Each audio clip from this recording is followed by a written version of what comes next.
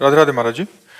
महाराज जी, मेरी उम्र 20 वर्ष है। महाराज जी, कुसंग से गंदी आदतों के कारण मेरी दुर्दशा हो गई। मेरे जीवन नरक बन गया है। अब बिना किसी महाराज जी, ये कह रहे हैं कि बहुत दुखी हूं, कि अभी ऐसी स्थिति है कि ऐसा लगता है सुसाइड कर लूं। मतलब ये तो सुख करने से कोई 5 स्टार होटल है क्या कि कर लोगे और वहां एंजॉय करोगे जाके? भूत प्रेत बनोगे, दुनिया की दुर्गति भोगनी पड़ेगी। अभी सुधार करो। अभी कह रहे ना भोजन पचता है, ना कहते हैं हाँ रात तो को नींद आती है। अब हम कहते हैं बच्चों से कि गलत आचरण छोड़ो, नहीं तो अभी देखो, हम कई बार उदाहरण में बताया कि जैसे आप गलेत होता ना गेहूं, किसान आदमी कोई है, जब गेहूं गलेत माने वो बाली निकलने को होती है, उस समय यदि काट लिया जाए तो ना दाना निकलेगा एक और ना भूसा सही निकलेगा। इंतजार कर लो, वो बाली निकल आवे, परिपक्व हो जाए, फिर आप देखो 40 मन 50 मन गेहूं निकलता है। ऐसे ही 20 वर्ष की आयु तक यौवन अवस्था का विकास होता है, इसीलिए इसको ब्रह्मचर्य अवस्था कही गई। हमारे यहाँ 4 आश्रम है, ब्रह्मचर्य, गृहस्थ, वानप्रस्थ और सन्यास। तो पहली जो अवस्था है वो ब्रह्मचर्य की है। अब अध्यात्म से कोई सीख नहीं ले रहा, कोई जुड़ नहीं रहा, मोबाइल से सीख ले रहे हैं, गंदे बच्चों से सीख ले रहे हैं, तो गंदी आदतें अब देखो कह रहा कर लें। कितना कमजोर हो गया, कितना निगेटिव विचार हावी हो गया कि एक नया बच्चा अपने आप को खत्म करना चाहता है।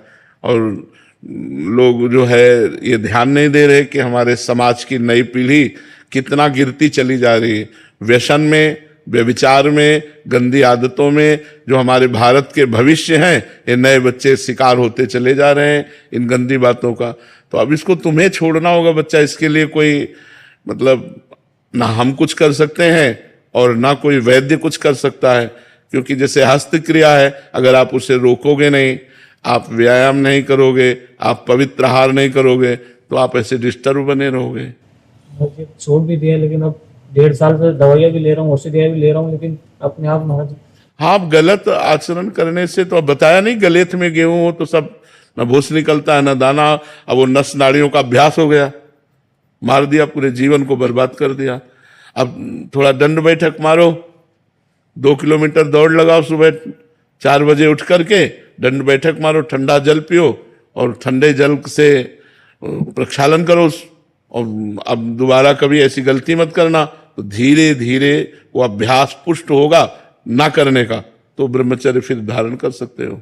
नस नाड़ियां इतनी कमजोर हो जाती हैं कि वो फिर वीर शक्ति को रोकने की क्षमता खो देती थी।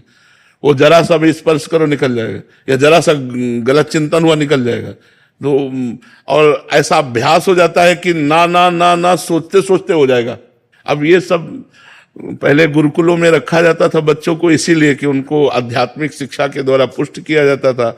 अब बच्चा आप अपने को सुधारो। महाराज जी, ये इसी उद्देश्य से जो आपके ही ये जो वाणी है, इसी को संकलन करके जो ब्रह्मचर्य कब, क्यों और कैसे, महाराज जी 7 तारीख को शरद पूर्णिमा पे उसको प्रकाशन किया जाएगा। वो बहुत जरूरी है। हाँ, नए बच्चे पढ़ करके उससे अपने आप को संभालेंगे। स्कूल के बच्चों के लिए, आज कॉलेज के जो बच्चे हैं, या माता पिता अपने बच्चों को कैसे शिक्षा दें, बहुत जरूरी है महाराज जी। ये नींव है महाराज जी, मतलब जो हमें भी पता नहीं था। कब है महाराज जी? 7 तारीख को। आज 4 तारीख है, 7 तारीख को सर्वजन के लिए प्रकाशित होएगी वो, ऑनलाइन और ऑफलाइन। तो महाराज जी वो बहुत सहयोग रहेगा। बहुत सुंदर वाणी बनी है महाराज जी, बच्चों से लेके वृद्ध तक कैसे, और ग्रस्त से लेके सन्यासी तक।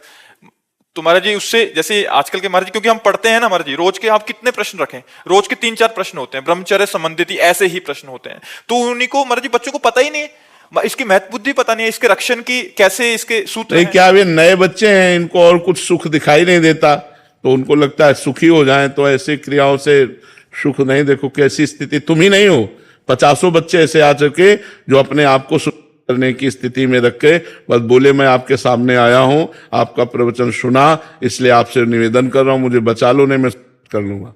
अब बताओ उसमें बचाने की क्या बात? अगर आप नहीं सुधरना चाहोगे तो हम कैसे बचा सकते? 1.5 वर्ष से वो चेष्टा नहीं की, लेकिन मतलब फिर ऐसे। अब वो अभ्यास, बच्चा देखो जो अभ्यास गलत हो जाता है तो उसका कुपरिणाम होता है।